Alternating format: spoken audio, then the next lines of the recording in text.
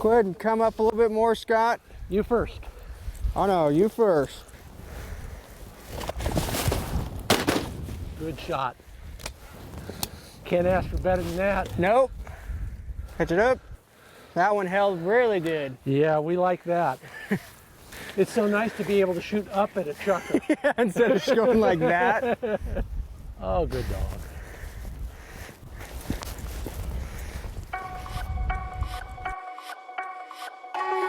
Welcome to the Upland Nation podcast, a special Industry Insider edition. I'm Scott Linden, your host. Glad you could join me for a peek inside the Browning machine. Yeah, that's right. We've got the shotgun manager. Everything shotguns goes through Tim Frampton's office before it gets into the pipeline and down to us at the retail level. Speaking of retail, we'll also have one of Browning's top sales guys here to talk about how that all works and why it's so important to get feedback all the way up the ladder every year. And we'll have a perspective that comes, well, from people like us. My friend, fellow hunter, pro shooter, Dave Fiedler of Mid-Valley Clays and Shooting School will reflect on the practical aspects of some of the new Browning shotguns out there, how they're performing, and their shootability, for lack of a better term. That's all coming up right here on the Industry Insider edition of the Upland Nation podcast. Maybe we'll even get a little insight into what's coming down the pike in the coming year or two from Tim. So stick around for all of that. And of course, it's made possible by Cable Gang's Stakeout Systems, Mid-Valley Clays and Shooting School, Heartland Lodge, Trulock Choke Tubes, Purina Pro Plan Sport Dog Food, Sage and Breaker Gun Care Products, and Pointer Shotguns.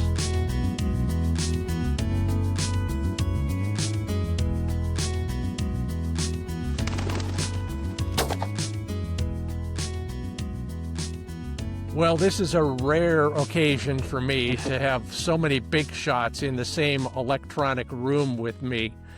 Let me briefly introduce everybody. Tim Frampton is the shotgun manager at Browning Firearms. We'll get more on his functions and he gets all the glory. Let's put it that way. Also in on this podcast, my friend Dave Fiedler from Mid-Valley Clays and Shooting School. Dave is an avid hunter. He's a shotgun dealer, and he is an incredible shooting instructor. Also joining me, giving us more of I'll call it ultimately in most states, we have to buy a gun by going to that person who has a brick and mortar store of some sort and then buying it from them. Well, Ben Sovince is the guy who talks to those retailers all the time and has some unique insights there as well. So welcome to everybody. We're talking Browning. Go Team Browning, and all the things that might be of interest to avid bird hunters. So, Tim, let's start with you. Give us a little bit more background on you and what you do over there. Sure. So, once again, I'm Tim Frampton, the shotgun product manager for Browning Firearms.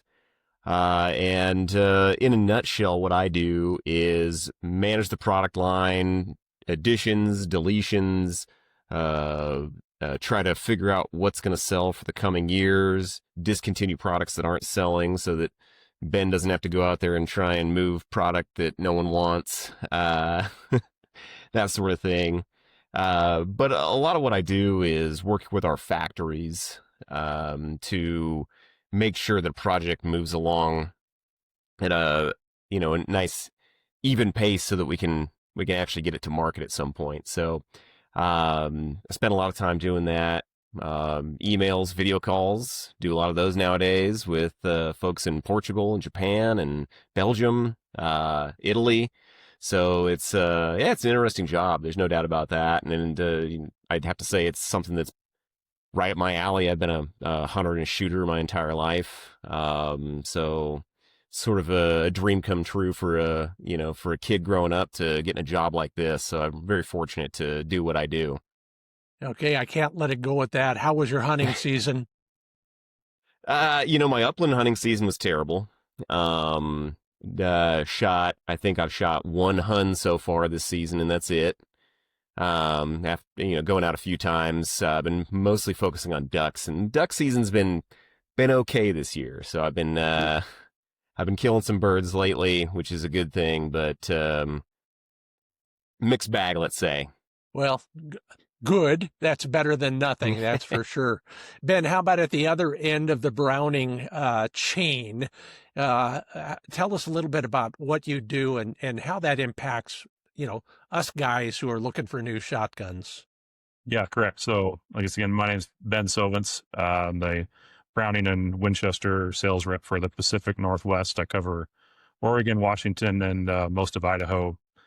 And like I said, I'm the kind of the direct link between the factory and retailers, anybody that buys direct from Browning. So, big box all the way down to smaller single door retailers. So, we're letting guys like Dave know, what the specials are, what the rebates are for the season, calling on those guys when any sort of issues arise. So everything from RMAs to new items, we're helping our dealers as much as we can. So, and I gotta give a shout out to guys like you who are literally pounding the pavement. You've got, I'm afraid to guess what your travel budget has to be, but you have to know so much about so many products because you're not just selling shotguns, you're selling rifles too, and who knows what else.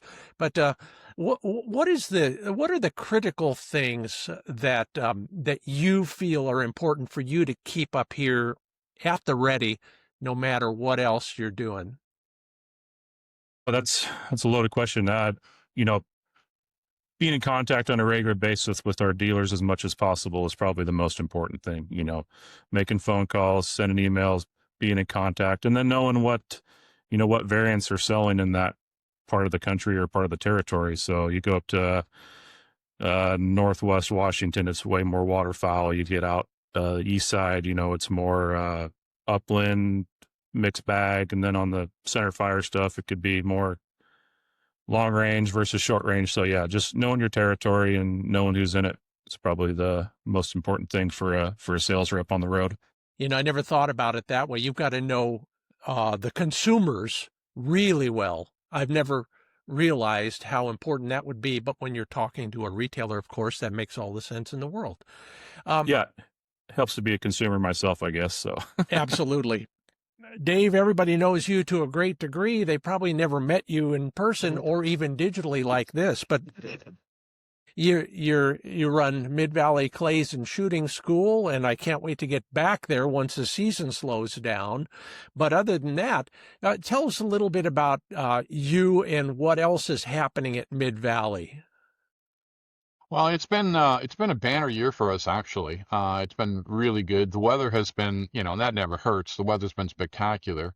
I'll tell you, the new 825 has really taken off as far as what what we're handling. And then basically right now, since the only thing I can get are the sporting versions and the trap versions, even the Pro has been selling pretty well. So we're pretty happy. That makes Ben happy because that's how he makes his living. So, but we the hunting stuff is actually going well, and I have to compliment your podcast because people come in and get the small gauge 20 and 28s.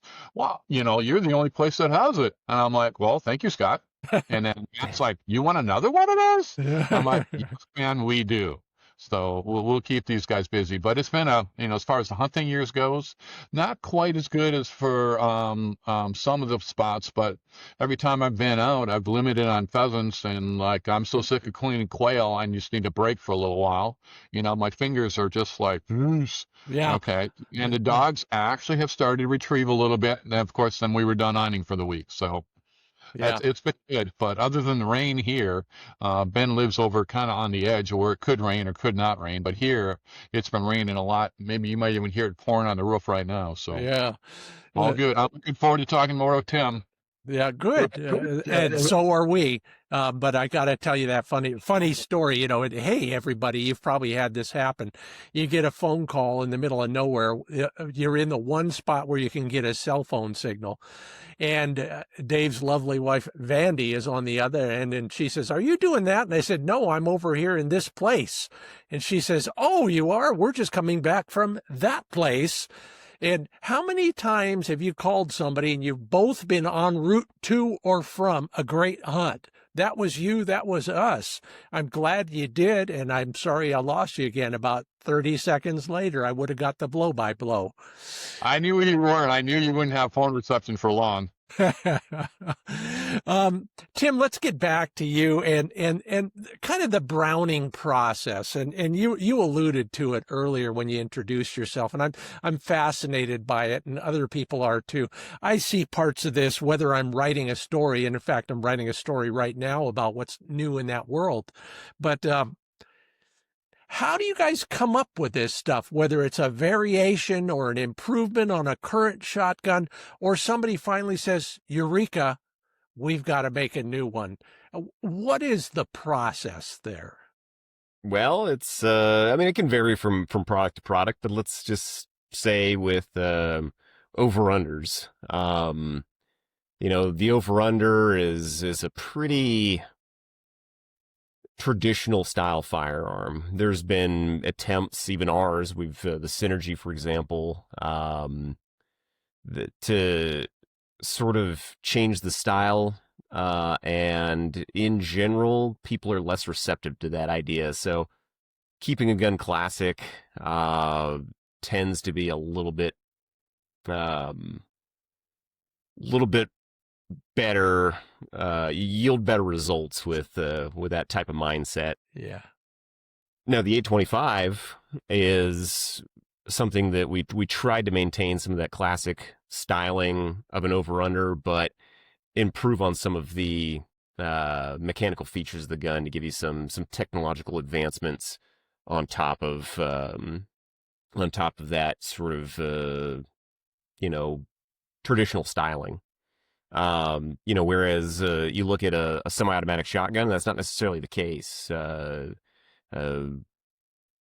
Some guns like our A5 do well if you're selling something that looks more traditional.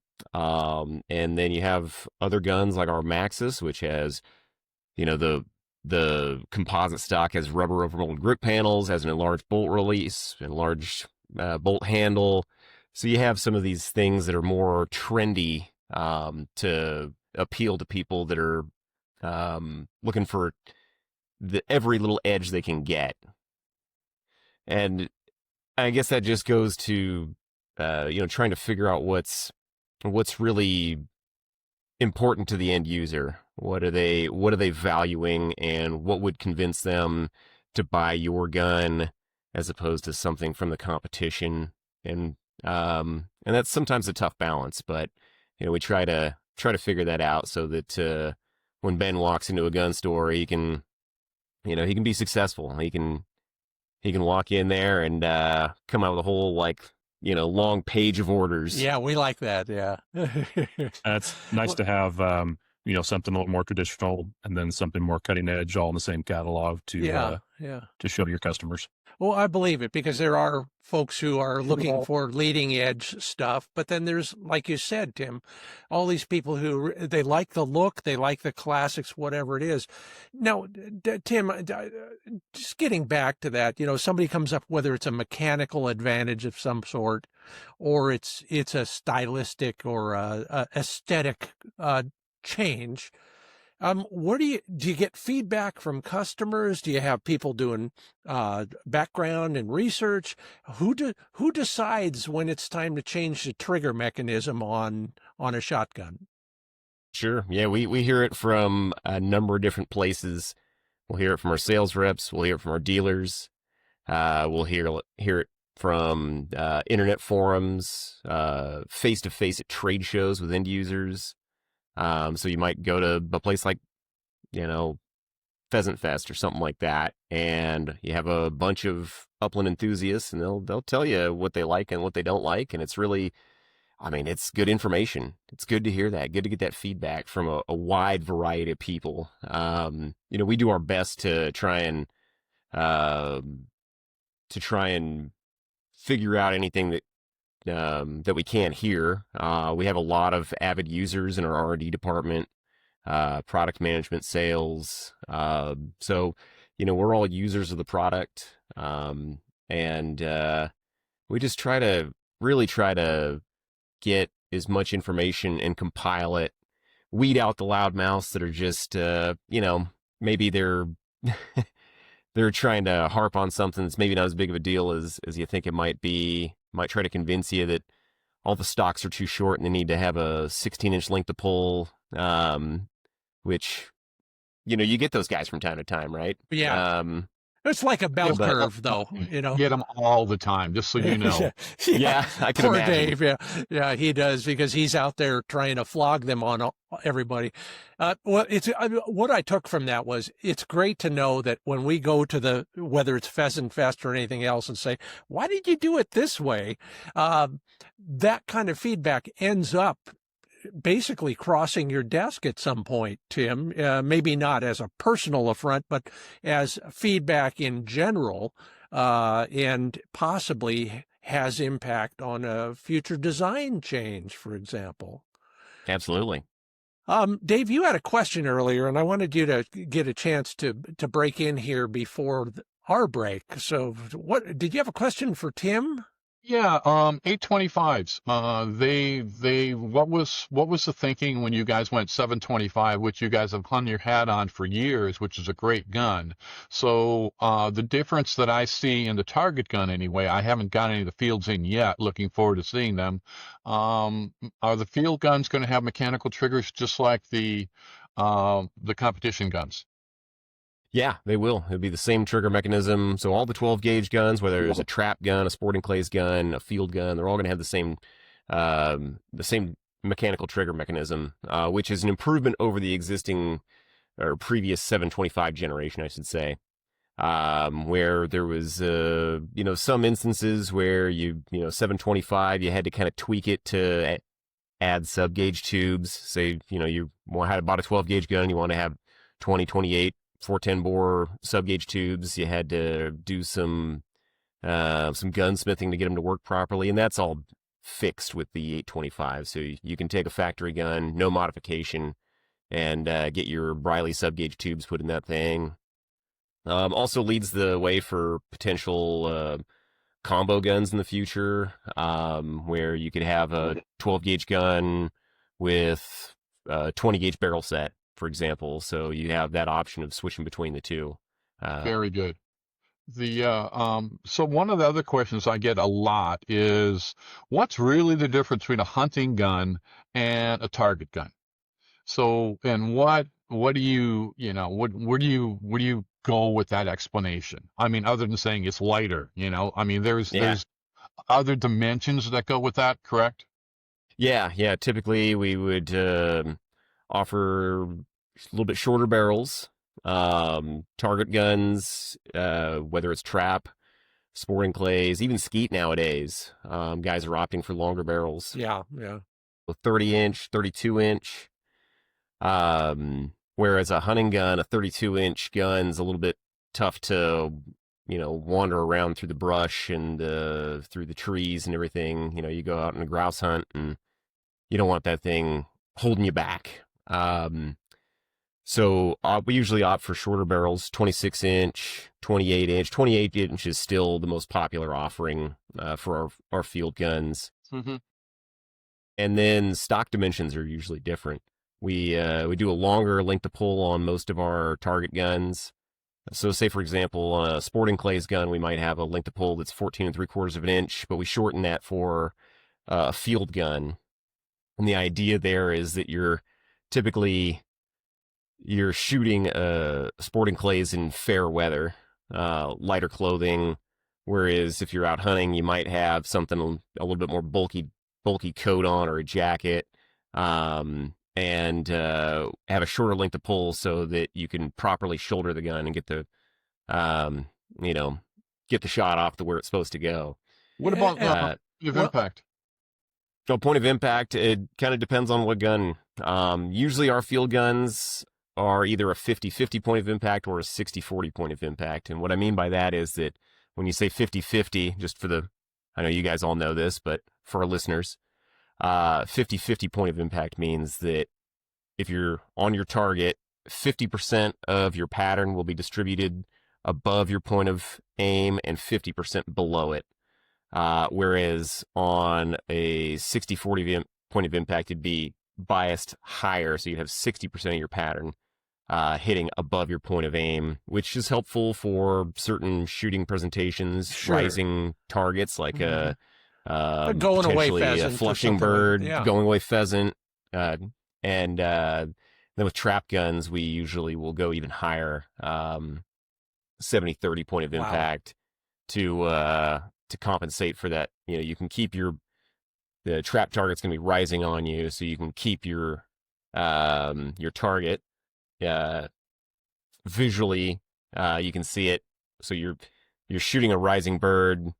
Your pattern is biased 70-30, so you can keep that target in your field of view instead of covering it up with your muzzle while you're pulling the trigger. Yeah. So Tim, what about Scott's? Scott, I think you and I are like the same thing. You like the English stock, yeah. Where it doesn't have the pistol grip. I haven't seen Browning come out with that. I fell in love with one a long time ago, and I swore if I ever saw one come through the shop, I would buy it. If you ever do that again, I think that would be a hit. Scott, you tell me. I mean, that just they shoulder as far as a hunting gun is so nice. So. You wanted some information. I had that. I became a convert many years ago. There was an instructor who truly believed that this was not as good as this, and that was his argument. And I've since come full circle. I shoot them all poorly, so it doesn't matter. But if I may, please, two things. Ben, I got a question for you. But first off, Tim, in 25 words or less, how do you change that point of impact from 50 to 70? So it's mostly the way the comb height and then the position of the rib. Okay. And then with the trap gun, we even tell people that when you have your front sight and your mid bead, you want to stack those like a snowman to give you a proper point of impact. Okay. So as you have the gun mounted, you want to maintain proper sight picture, which in that case for a higher point of impact, 70-30. And then if you're looking at, say, like a gun that's 50-50, like a field gun, you want to have those mid bead and front sight lined up so that they're you see one bead. You see one. Yeah. You're not seeing two. Yeah. Here's a question that everybody wants to know, and Ben, I bet you're in a position to answer this more accurately than most. Do my best. What are bird hunters buying from the Browning line? What are the models that fill up your order book? So I'm coming on about 5 years in this position, working with Browning, and when I first started, the Maxus 2 had just hit the market. And so I would say that 70% of the market share was really geared toward that Maxus 2. People liked the features. It was a new gun on the market. Since then, with the A520 gauge coming out and other camo patterns, I'm seeing a shift more back towards the A5 styling now.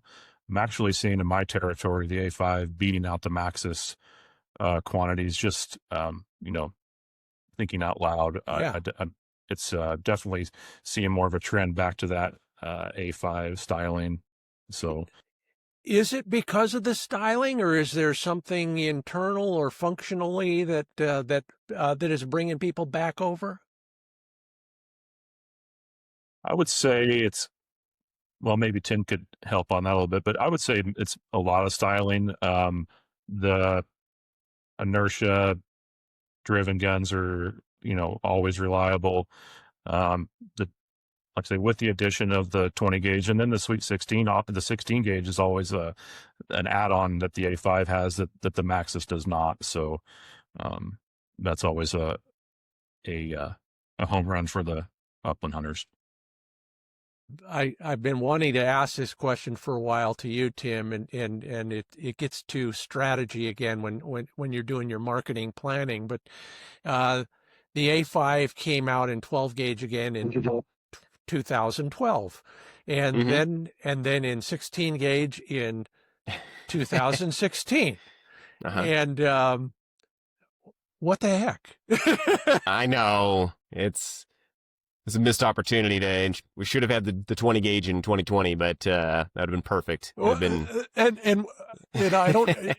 If it's because you couldn't figure it out, you don't have to admit that. But is there some process, a thinking, a strategy that helps you decide when to introduce a new gauge?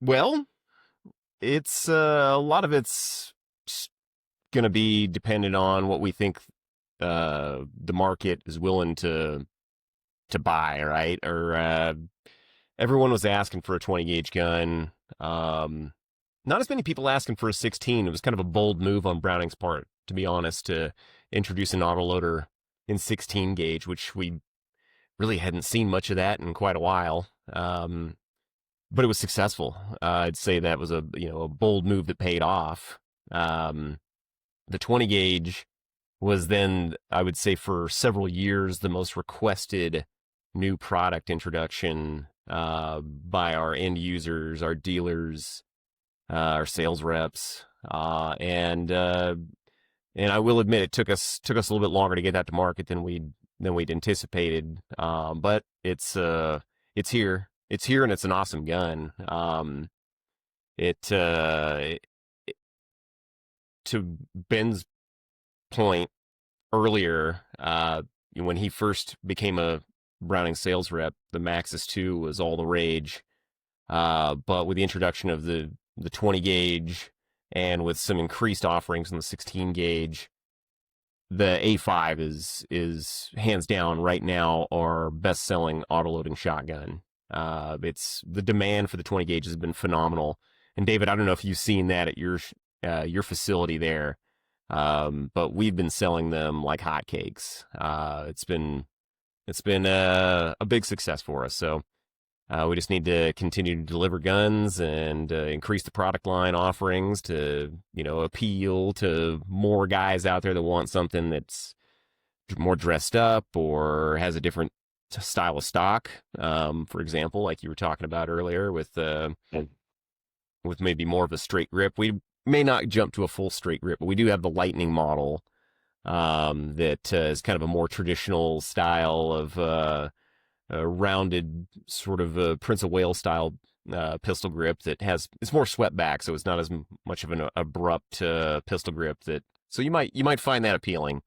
It's my favorite in the line. I love it. But yeah, we're just trying to make everyone happy. That's my job. You have our sympathy, that's for sure. Hey everybody, we're just kind of getting warmed up here. I can't wait to get to the second half of the program. It'll be coming up in just a moment. So you guys all help yourself to a little coffee. Don't go away. And the rest of you, pay attention. We'll have more of our peek inside the Browning operation and what's new coming up on the Upland Nation podcast Insider Edition. First, a word from Cable Gangs. Hey, Brendan Landry is the first to remind me that it's not just about tie-out systems, which is where they started, but that's where they made their bones as well. Superior design, superior materials, and a clever solution to every fundamental functionality problem that's frustrated you with other stakeouts. Tell you a quick story. My friend Dave and I were at one of those places in the darkest corner of the United States for a couple reasons. Chuckers, of course, to share some camaraderie, and for an incredible Geminid meteor shower. Well, it started with a campfire, and Dave's young dog, Prez, is fascinated by campfires just as much as us. So Dave goes to the back of his truck, pulls out his new Cable Gang's Stakeout and pounds it in safely close to the fire so Prez can enjoy the fire and us while we enjoyed the meteor shower. Yeah, it's not all about stakeouts, though, with Cable Gangs. They've got everything from roading systems to long chain gang systems, if that's what you're looking for. And the difference is, of course, cables. You won't believe how efficient they are versus those old-time stakeout systems and chain gang systems using chain. Learn more about all of the technology, all of the designs, and all the manufacturing innovation. Go to cablegangs.com. And you know I love Heartland Lodge. We've been there several times for television. I went back to sign some books and enjoy the new ownership and hospitality. They are an Orvis-endorsed lodge, and if you're looking for that bucket list destination, you couldn't go wrong. Now, Tim Doos, the new owner over there, says he's going to do his best to become the Orvis Lodge of the Year as soon as he can. And believe me, the hospitality is incredible. So they're halfway there. New facilities, including a kennel for your dogs, and incredible grounds. They've always had them, and they've just added more acreage. If you want that ultimate hunting trip, book now at heartlandlodge.com. Welcome back to the Upland Nation. This is one of our Industry Insider podcasts, and I've got 3 of them with us. I guess I could describe that as every link in the development chain from manufacturing down to the consumer level. And it's fun to have this group getting together and learning more about Browning shotguns in particular. Tim Frampton joins us, the shotgun category manager for Browning. We have Dave Fiedler, who's at Mid Valley Clays and Shooting School, hunter, shooting instructor, and Browning dealer. And then right in between, the guy who makes it all happen. This is a guy who puts the guns into the hands of people like Dave to sell them to you. Ben Sovince joins me as well. We could talk hunting all day, and maybe we should. I know, Ben, for a fact that you've shot one more pheasant than I have this year, maybe the only one, but how did your season go? Season's still going on. It's been a strong season. Dave and I have been out twice this year. I think I've been out a total of 5 or 6 times. Got pheasants on every trip. I host a weekend with my family every year. My dad and my brother and my cousins come over, and we hunt around home here, and specifically took out the A5 20 gauge with me and a Synergy 20 gauge field that's new to the catalog this year. And I was planning on shooting both of them, but my brother stole the Synergy, and he was killing everything with that Synergy, so I didn't get to shoot it, but definitely did take the A5 out, put it through its paces, took some mental notes. I knew we had this podcast coming up.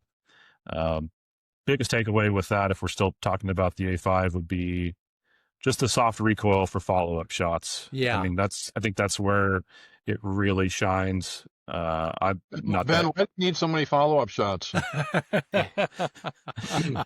Well, that's a great question, Dave. Maybe you need to go over there. I have a tendency to sometimes miss that first shot, and so light recoil, being able to throw that thing up and get on target for your second shot Love it. Makes that A5 a joy to hunt with. So. Well, all 3 of you could probably pitch in to answer this question, and we may as well just conduct the inventory. Recent introductions to the Browning line. We've talked a lot about a couple, but then you bring up Synergy again, Ben, and if you almost forget about that. And then Satori is a classic. What are the kind of the new things that we have? And then I'm going to ask you a question, Tim, that's related. So, Dave, what do you see in the way of stuff coming down the pike that you've got in stock that's relatively new in the Browning line? Well, unfortunately, the time of year that we're at right now, and we're Mm. doing this for the SHOT Show, so I can talk about the stuff that came in, beginning of the year. The new, like I said, the 825s are very popular. Like I said before, I haven't seen one of the field grade ones yet because I don't remember when they said it were actually coming out in the 12 gauge. But those are the biggest things that I've seen Okay. so far. Yeah. I'm hoping some stuff comes out the SHOT Show that I can be very excited about. I will let Tim talk about that. Um, so yeah, so those are the newest things that I see coming down the line. Browning's got some nice cases. They came out for their 825. The quality I think has stepped up. I'm going to say that's because of Tim, but I hope that's the reason why. But in the last few years, the quality that I've seen with Browning has went up drastically. So I'm looking forward to any of the other stuff they're coming out with. I mean, I'll be Tim's head against the wall and say, hey, when do you come out with a 28 gauge in the semi-auto or something like that in a 20 gauge hunting version? Not hunting version, I'm sorry, a target gun, a 20 gauge sporting gun would be spectacular. I'm not sure what he hears at some of these things he goes to because I'm busy working. But maybe Ben will be able to do that. But we've always got a lot of kickback on that. But I'm looking forward to see what comes out for the SHOT Show. So, and as soon as it's out, I guarantee you, ask Ben, I order everything that comes in. Well, we'll get to that aspect of it in a moment. Ben, how about on your end? What are the things that it's like everyone, we're all in the fashion business. We really are. And so new and shiny objects are the things that you get to show off to all of your customers who are the dealers who sell that stuff to us. What is on your short list? I'd say the vintage tan camo pattern seems to be a hot one right now. If you're in the on the waterfowl scene, that's always been a hot seller. Getting back to the Synergy, some kind of nuances about the Synergy. It's available in a 3.5 inch 12 gauge. So for the waterfowl hunters, we have Cerakoted models that will shoot 3.5 inch. So some nuances to that line. That's if you want a little added challenge in the duck blind, grab a Synergy with a 3.5 inch and take that to work. But my shoulder hurts just hearing those words together. Tim, well, Tim, you're the guy though. So let's make sure we don't leave anybody out when it comes to the newer stuff in the Browning line, so that if we are looking for something, you can remind us what it is. Okay. The newer stuff in the Browning line that we've introduced in the last couple of years, that are especially guns that are more specific to upland hunters, 825 field guns that David mentioned earlier, the 12 gauge. It's they are available. You can find them from time to time. And then the A5 20 gauge. 20 gauge has just been such a big hit for us. Right now we have limited number of configurations that we're offering, and that's partly due to demand.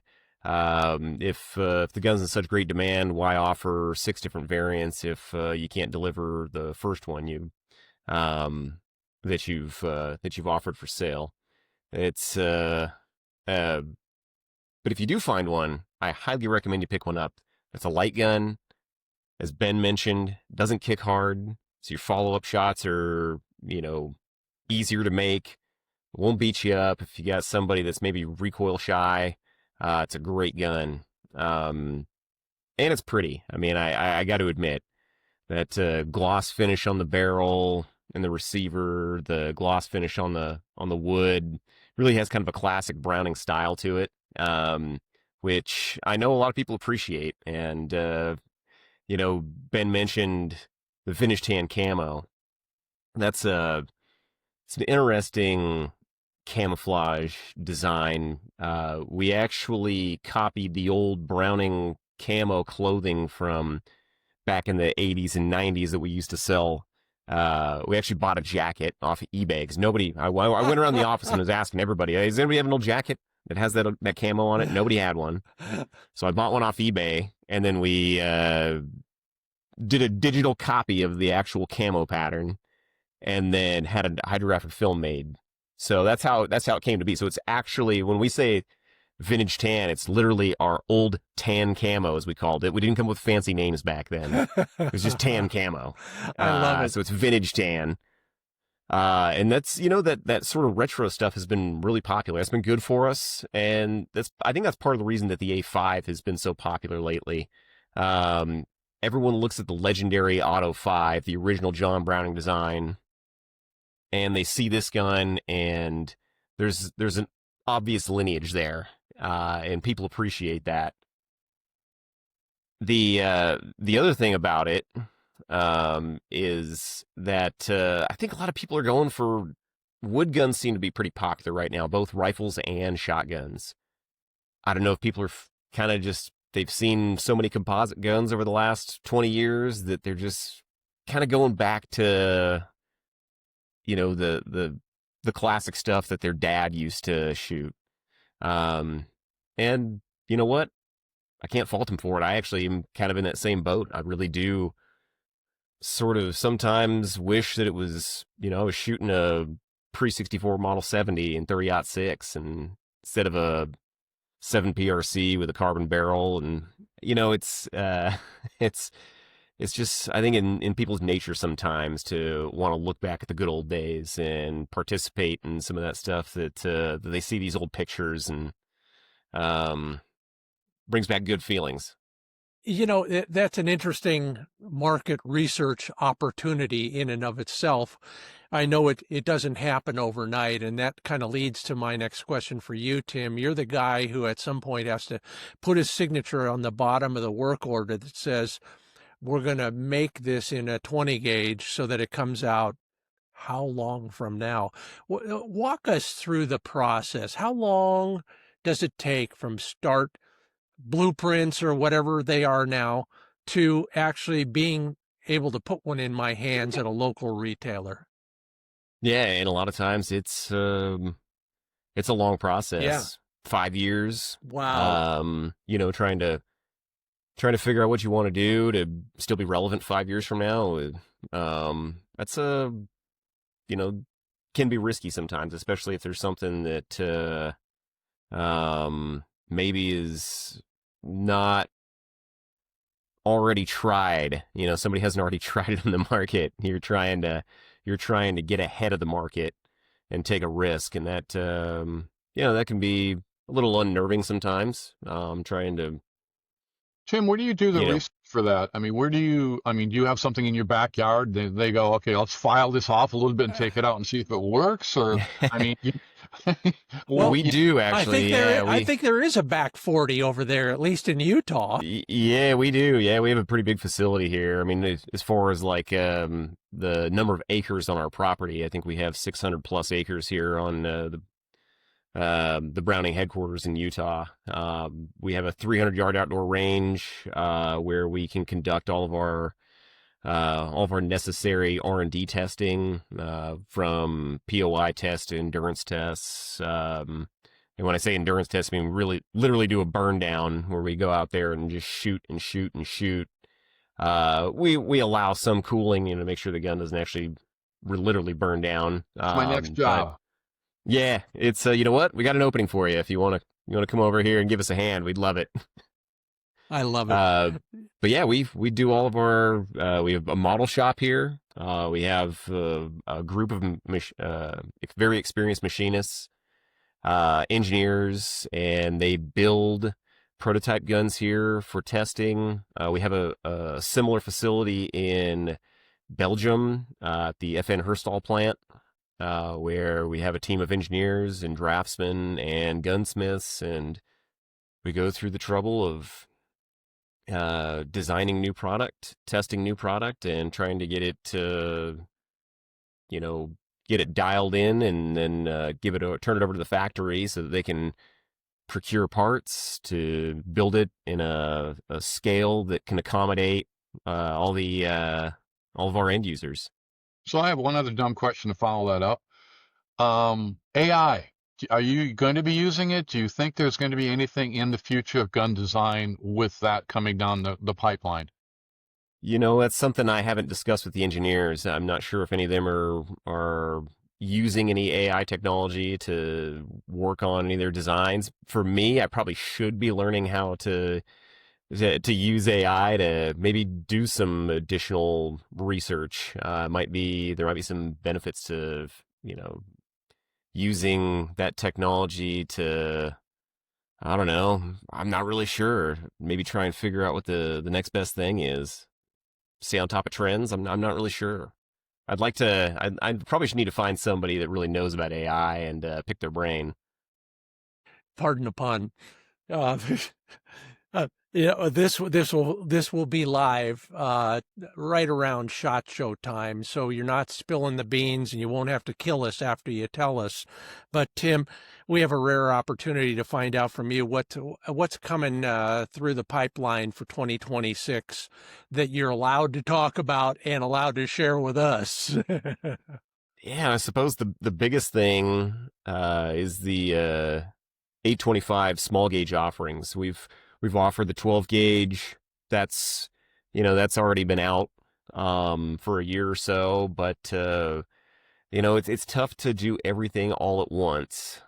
So we focused on the 12 gauge as it is, or the bigger piece of the pie as far as our overall over-under volumes are concerned. Yeah. Focused on the 12, got that out to market, and then we were still working on them concurrently, but knowing that we started with the 12 gauge, and now we're finishing up with a small gauge offering. So that when I say small gauge, I mean 20 gauge, 28 gauge, 410 bore. So you'll see some offerings. They're the same configurations that we already offer for 12 gauge, the field model, the sporting, and then our 20 gauge version of our 825 Pro, which has been a good seller for us. The 12 gauge has done quite well, so look forward to that. And I know that some of our guys that specialize in over/under shotguns, like David, this could be good for you, and hoping you sell a bunch of them. I agree. Now, when do we expect those to be available at a dealership like Dave's? So they should be shipping in the, I'd say, middle of 2026. So we'll offer them for sale. They'll kind of trickle out sort of at, I'd say, early summer. Let's call it right now. Yeah, and just from an insider's perspective, poor Ben has to explain to dealers like poor Dave why they trickle out like that. So here's your chance, Tim Frampton, shotgun category manager, to make your excuse. Why Sure. do they trickle out? Well, Yeah, Tim, why did it trickle out? so a lot of that comes to a lot of it's going to come to ramp ups. Yeah. So you might have a situation where you're ramping up production. Another part of it is when the gun's already on the market, it's easier to get fill-in orders because there's already guns out on the shelf. And when you first launch something, nobody has them anywhere. So you're trying to get one or two over here and one or two over there to try and fill a pipeline that's completely empty, as opposed to later on in the process when the pipeline is full or close to full. It's easier for you to then get access to that product because there's already guns on dealer shelves. So filling the pipeline's the tough part, and that's just a supply and demand issue. And again, so I get back to poor Ben, who has to explain to Dave, you can have 2 of those and be patient for the next 22 of those. Thanks for the explanation on that. We're getting about to the tail end of our discussion, so I'm going to ask each of you the same question. And let's start with you, Dave. You're I'll call it at the consumer end. But you're also a dealer, so you're functioning as 2 people with 2 perspectives on this question, and that is, when we're shopping for a new shotgun, what are the most important things for us to look for as we get down to somebody handing one across the counter and putting it to our shoulder? What are the important things that we need to keep in mind instead of just falling for it like the girl who says yes when you invite her to the prom? Well, it's a little more complicated than just a simple yes or no there. Yeah. Obviously, it's kind of one of those things where it's almost like a computer. Okay, what question are you going to ask? What are you going to use this gun for? All right. Are you going to shoot clays with it? Okay, we're going to go this route. Are you going to hunt? You can hunt with that? Or are you going to try to do a little of both, which is really the one beginners want always. Well, I want a gun to do this. And I tell them, okay, well, you can have a Ferrari and take your girlfriend to the prom, or you can have a Ferrari and take the garbage to the dump. Which would you do? And I said, I have a pickup truck to take the garbage, and my wife has whatever she has when we go out. So, it's the same thing with the gun. So we figured that out. Then we figure out, okay, once you figure out what you're going to do with, okay, we're going to go hunting. Are you going to go waterfall hunting? Or are you going to go upland hunting? Well, I want to do both. Okay, here we go. Same thing. Okay. All right. So then, which fits you the best? We're looking for the length of pull. We bring the gun up, how, English stock, whatever you have, what's going to fit you the best? I want to watch you mount. We have, as Ben knows, tons of demos that Browning is really good dealing with. So we have, if anything comes in, I make sure I get it in a demo gun. All right, let's go shoot it. All right, does this feel comfortable to you? Can you mount it? All right, is the recoil okay? And then, okay, now here's the box with the new one. Do you get home with you? That type of stuff. But that's really, if that makes sense, it's not just a one thing, because if you can do that, you can go to a box store and not, it's like you go to someplace and buy a car without taking for a test drive. Yeah, you usually want to test drive it, So it's the same thing with the gun, Let's ask all those questions, and then we'll get you into something that will work for you. If that makes sense. It does. Ben, you get feedback from people like Dave, and then you're a hunter too, and then you hear from other people who say, "Hey, you're with Browning. You should be." What would be your advice for shopping for a new shotgun? One of the things I look to is YouTube. When I look for anything new, is shotguns, firearms. I'm watching reviews. I'm checking out influencers.